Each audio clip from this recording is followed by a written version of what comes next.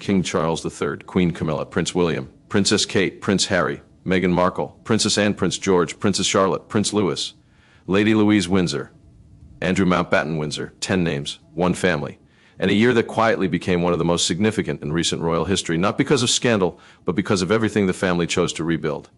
This isn't a single headline. It's the story of 2026, as it actually happened, month by month, ceremony by ceremony, and reunion by reunion, told through what was confirmed, photographed, and witnessed, not what was whispered behind palace doors. To understand 2026, you have to go back to February 2024, when Buckingham Palace confirmed that King Charles had been diagnosed with cancer. The announcement reshaped the monarchy overnight. Public engagements were reduced. Treatment became a quiet, constant backdrop to his reign. And for 2 years, the country watched a king manage his health in public while trying to keep the machinery of the monarchy running behind him. By December 2025, there was cautious good news. Charles shared that his treatment could potentially be reduced if he continued responding well, the most encouraging update the public had received since the diagnosis.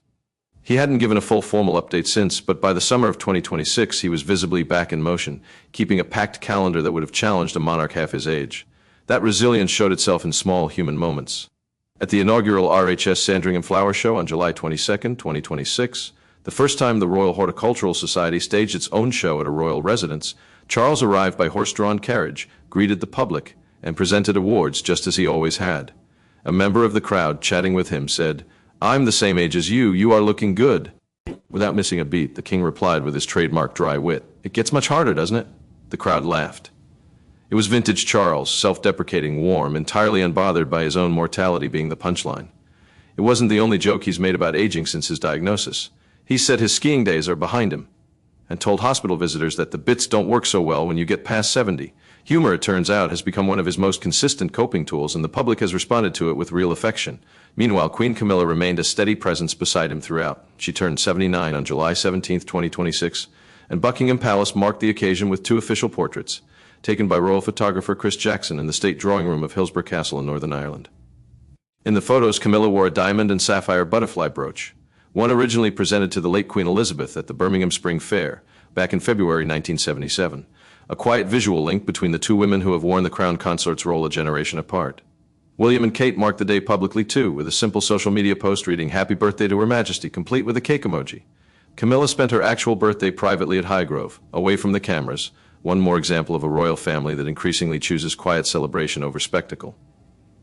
If health updates and birthday wishes were the quiet threads of 2026, the ceremonial calendar was its loud, unmistakable heartbeat.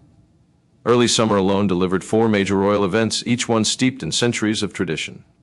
It began on June 9th, when King Charles led a historic Royal Marine ceremony at Windsor Castle, honoring the regiment's service. 4 days later, on June 13th, came Trooping the Color, the annual parade marking the monarch's official birthday, a tradition stretching back more than 260 years. This was the 4th time Charles had been honored with the ceremony since becoming king. And for the first time since his diagnosis, he traveled to Horse Guards Parade in the Ascot Landau carriage rather than on horseback, seated beside Camilla. Over 1,350 soldiers from the Household Division and the King's Troop Royal Horse Artillery marched, alongside more than 300 musicians. Prince William and Kate arrived with George, Charlotte, and Louis, and royal watchers noticed a small, sweet detail. Louis got the coveted seat beside his mother in the carriage, a spot that had belonged to Charlotte the year before. The day wasn't entirely free of tension. A small group of protesters gathered along the mall holding signs referencing Prince Andrew, a reminder that public scrutiny of the family hadn't disappeared even amid the pageantry. Still, the parade closed the way it always does, with the family gathered on the Buckingham Palace balcony for the traditional flypast. 2 days later, on June 15th, came the Order of the Garter service at St. George's Chapel, Windsor, Britain's oldest and most senior order of chivalry, founded by King Edward III back in 1348. The procession, led by Charles as sovereign of the order, included Camilla, William, Princess Anne, the Duke of Edinburgh, and the Duke and Duchess of Gloucester, all dressed in the order's iconic dark green velvet robes and plumed hats. Kate watched from the Galilee porch in a pale yellow coat dress by Patrick McDowell, made from bespoke English silk. Inside the chapel, 3 new knights companions were formally installed. Lord Hennessy of Nymphsfield, Lord O'Donnell, and Lord Burnet of Malden, recognized for their contributions to public life. Then, on June 27th, the family traveled north for the formal opening of the 7th session of the Scottish Parliament since devolution began in 1999. The Crown of Scotland was escorted down Edinburgh's historic Royal Mile from Edinburgh Castle, alongside the ceremonial Elizabeth sword, passing through a guard of honor made up of young people from across the country. Charles and Camilla arrived not in the usual formal wear royal watchers expect, but in traditional tartan kilts, Camilla in vibrant red with a khaki-green jacket, Charles equally sharp in his own tartan. The ceremony opened with a fanfare from the Royal Conservatoire of Scotland's brass ensemble, and after Charles formally opened the new session, the royal couple stayed to meet local heroes, nominated by members of the Scottish Parliament, and to watch a performance from the National Theatre of Scotland, marking its 20th anniversary. Royal Week in Scotland continued just days later, on July 1st, with the Order of the Thistle service at St Giles Cathedral in Edinburgh, Scotland's highest order of chivalry, ranking second only to the Garter across the entire British honours system. Charles, as sovereign of the order, was joined by Camilla, William, and Prince Edward, the Duke of Edinburgh, all dressed once again in green velvet mantles and dramatic black hats topped with white ostrich feathers. A look that's remained largely unchanged since the Thistle Chapel inside St Giles was completed in 1911. This year's service marked the formal installation of two new appointments, Scottish composer Sir James Macmillan and engineer Sir Jim MacDonald. Camilla, installed into the order back in 2024, took her place in the procession. William has represented the monarchy's next generation within it since his own appointment as a royal knight in 2012. 4 ceremonies, 4 different corners of royal tradition, all in the space of about 3 weeks. Proof that even amid a health journey and a family still working through old wounds, the machinery of centuries-old British ceremony didn't pause for a single week that summer.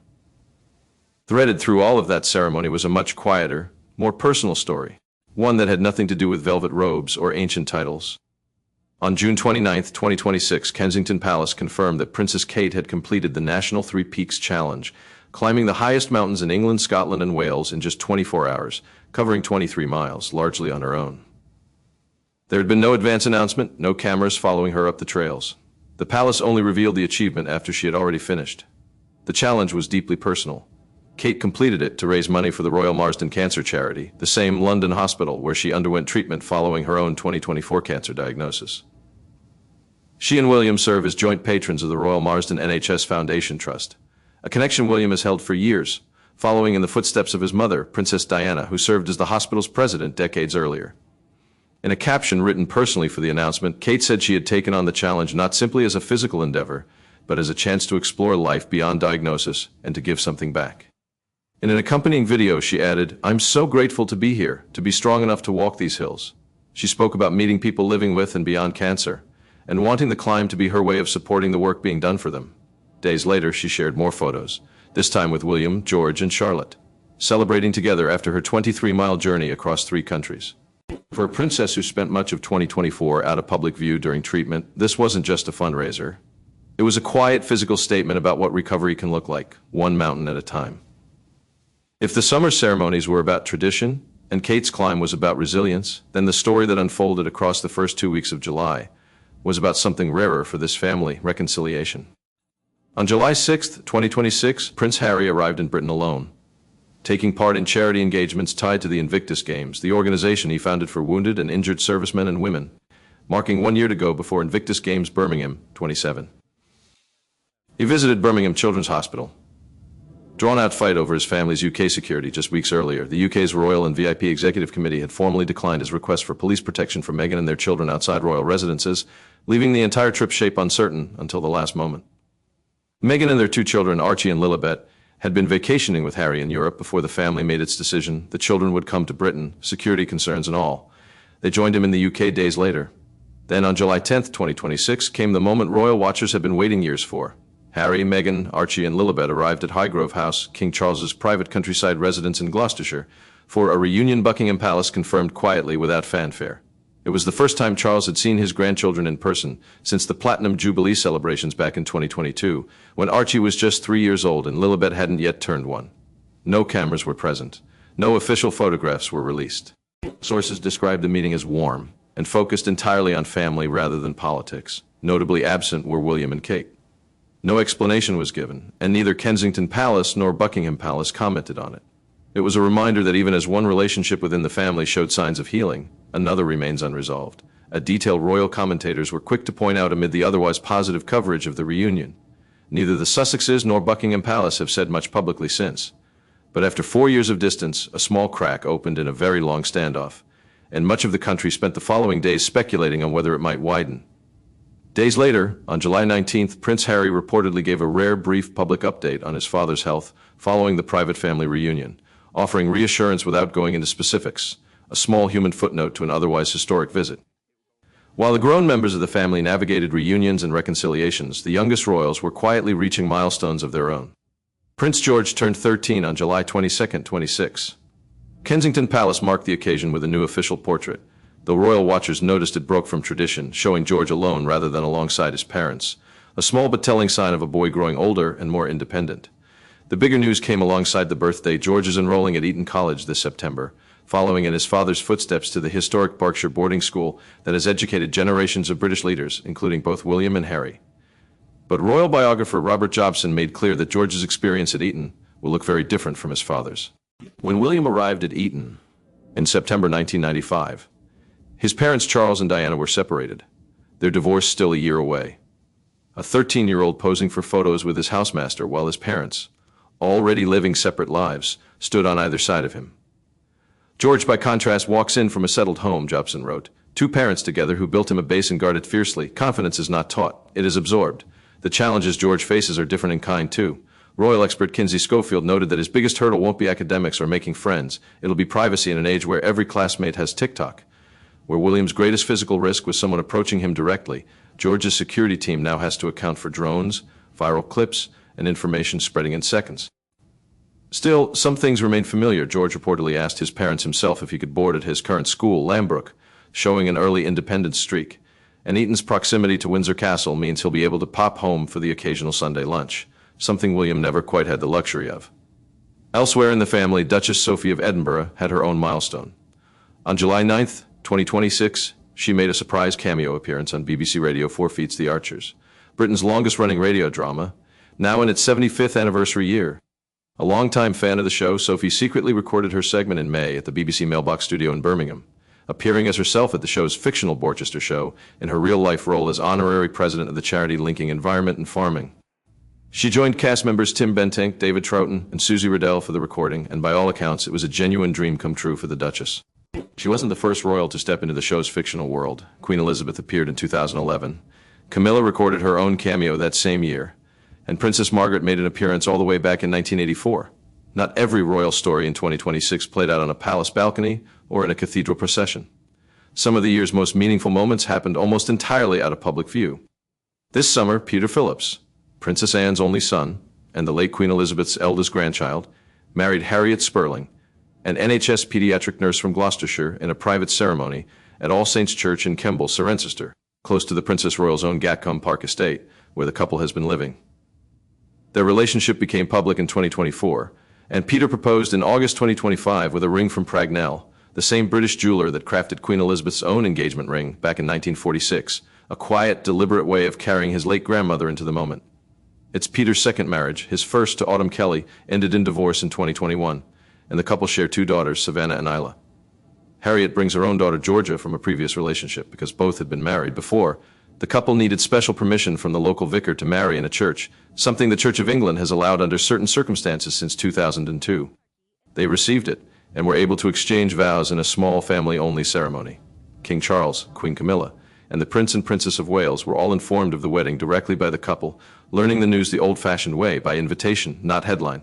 Not every royal milestone in 2026 involved a title or a throne. Some involved something as ordinary and as universally recognizable as a graduation gown. On July 2, 2026, Lady Louise Windsor, the elder child and only daughter of Prince Edward and Sophie, the Duke and Duchess of Edinburgh, graduated from the University of St Andrews with a degree in English. It's the same Scottish university where Prince William met Kate Middleton decades earlier, and Louise's parents were there in Fife to watch her collect her diploma. Visibly proud. The royal family's official Instagram account marked the occasion simply, "Congratulations to Lady Louise on her graduation from St Andrews University."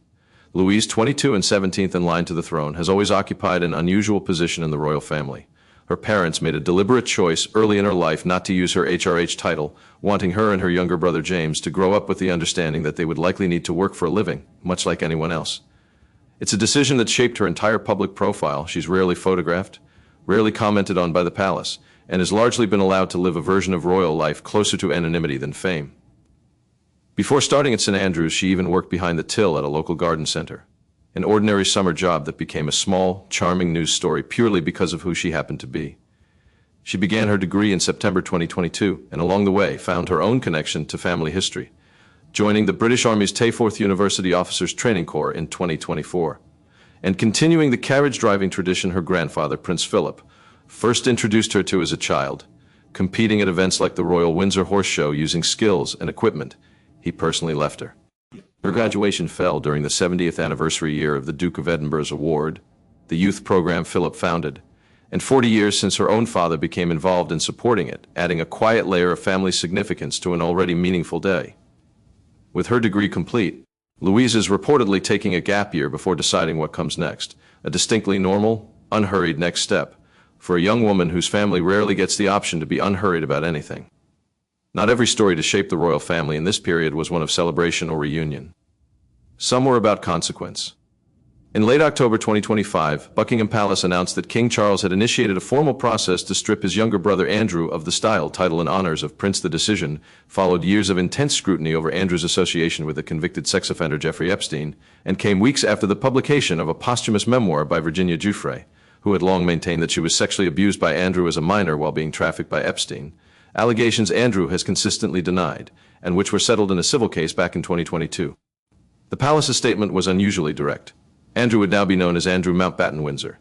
His decades-long residence at Royal Lodge in Windsor, held under a lease since 2003, would end. Formal notice was served for him to surrender it, and he was moved to alternative private accommodation on the King's Sandringham estate, understood to be funded privately by Charles. These censures are deemed necessary, the palace said, notwithstanding the fact that he continues to deny the allegations against him. The statement closed by expressing the King and Queen's sympathies for victims and survivors of any and all forms of abuse.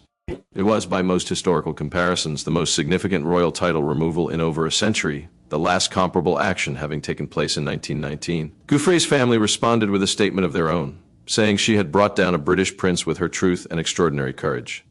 The titles of Andrew's daughters, Princesses Beatrice and Eugenie, were unaffected by the decision, and his ex-wife Sarah Ferguson, who had continued living at Royal Lodge, ceased using the title Duchess of York and began arranging her own separate living situation. By the summer of 2026, the fallout was still visible in how the public viewed him. Favorability tracking from YouGov found that just 2% of Britons held a positive view of Andrew Mountbatten Windsor, the lowest score ever recorded for him, while 92% viewed him negatively, figures that stood in sharp contrast to the broader royal family, which continued to enjoy majority public approval throughout the year. It was a stark reminder that even as the rest of the family worked through reconciliation, milestones, and quiet acts of duty, one member's reckoning with the past remained entirely unresolved, and entirely separate from the story the rest of the family was trying to tell.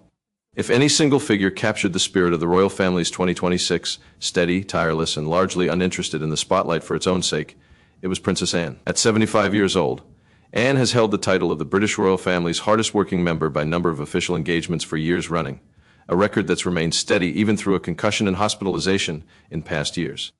The summer of 2026 did nothing to slow her down. She was at Royal Ascot on July 25th for the King George VI and Queen Elizabeth Stakes. Days later, she was in Southampton, touring the technology behind the Emirates Great Britain Sail Grand Prix team ahead of a race in Portsmouth, exploring the F-50 race boat and its cutting-edge wing technology. And on July 30th, she was in Glasgow, touring the headquarters of the 2026 Commonwealth Games, an event opened just a week earlier by King Charles and Queen Camilla, alongside the Duke of Edinburgh in his role as Vice Patron of Commonwealth Sport. The Games, running from July 23rd through August 2nd, brought together more than 3,000 athletes from 74 nations, competing for 215 gold medals across 10 sports. The Commonwealth Games official Instagram account shared a video of Anne's visit, calling it, "A pleasure to welcome HRH the Princess Royal to Glasgow 2026 HQ." Comments poured in from the public. One fan wrote that the royal family would be lost without her. Taken individually, none of these stories is explosive. There's no scandal at the center of any of them, no leaked memo, no shouting match behind closed doors. What 2026 actually gave the royal family, and the public watching it, was something quieter and in its own way more remarkable, a king managing illness with humor and endurance, a Princess of Wales turning her own recovery into fuel for others, a family taking its first real steps toward healing an old rift, two children growing into public life on very different terms than their parents did, a quiet wedding built on family history rather than fanfare, and one Princess Royal who simply kept showing up, month after month, engagement after engagement, without ever needing the story to be about her. If there's a through line across all of it, it might be this: 2026 was the year the monarchy's biggest headlines weren't really about power or protocol at all. They were about a family, still working out, in ceremonies, in hospital wards, on mountaintops, and at quiet countryside weddings, what it means to hold something together. Thanks for watching. Subscribe for more royal updates.